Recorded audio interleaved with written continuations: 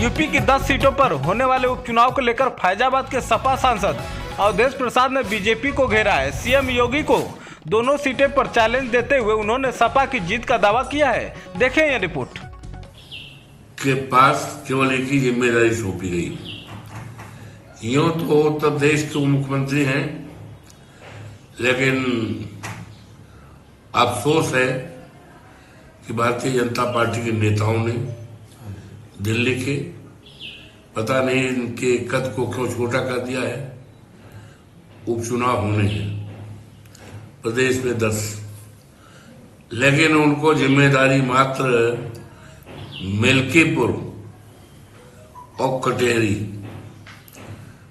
और इसलिए दिया है नेताओं ने इनके, ये पता है कि मिल्कीपुर विधानसभा सीट और कटेहरी, खासतौर से मिल्कीपुर भाजपा के लिए बहुत कठिन सीट है और भारतीय जनता पार्टी बहुत बुरी तरह से यहाँ पराजित होगी।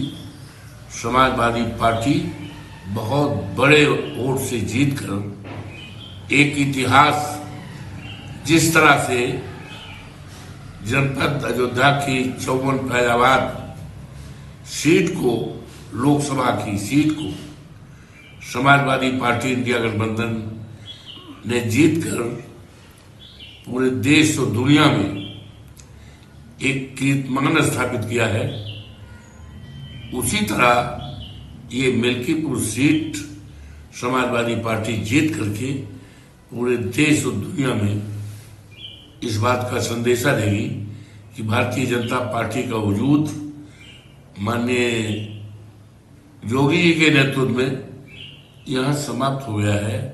और 27 में जब चुनाव होगा तो भारतीय जनता पार्टी पूरी तरह से साफ दिखाई पड़ेगी।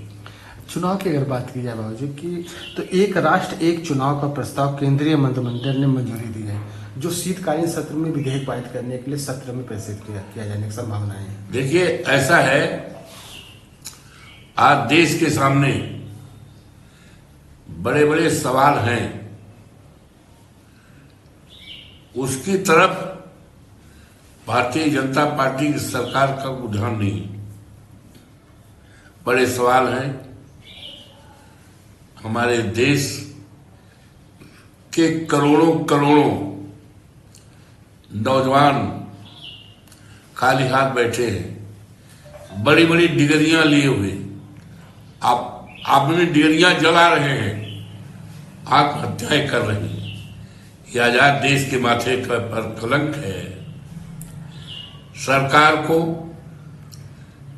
हमारे देश के जो करोड़ों पढ़े लिखे नौजवान हैं, जो हमारे देश की सबसे बड़ी अमानत है, हमारे देश की सबसे बड़ी दौलत है।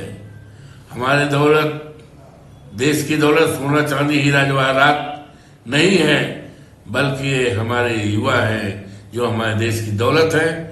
आज करोड़ों की तादाद है, इनके लिए भारतीय जनता पार्टी के पास इनको सरकारी नौकरी के लिए कोई योजना नहीं है।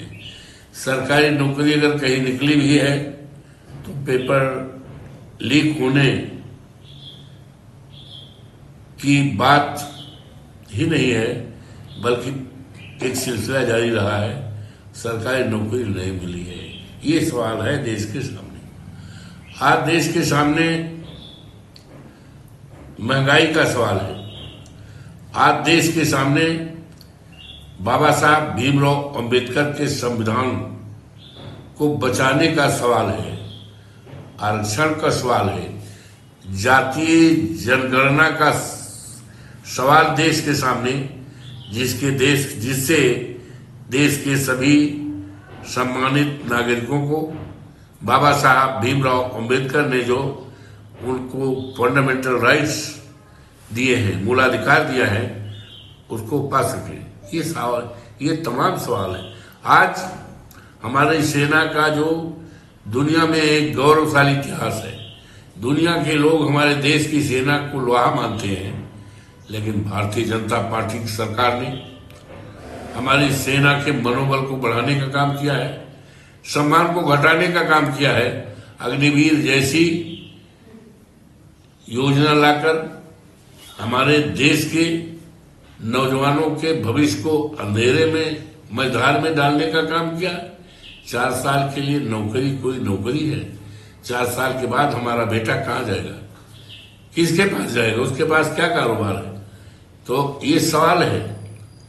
आज चीन ने हमारे देश की धरती पर जिस तरह से कब्जा किया है दुस्साहसिक रूप से, हमारे सामने ये सवाल होना चाहिए। तो तमाम ऐसे सवाल हैं जो ज्वलंत हैं और जनता से जुड़े सवाल हैं। इन सवालों से भारतीय जनता पार्टी मुंह मोड़ने के लिए, अपनी नाकामयाबी छिपाने के लिए इन्होंने ये एक देश एक चुनाव का ये सगुफा छोड़ा है। ये लोकतंत्र में, लोकतांत्रिक देश में संभव नहीं है, ना संभव होगा।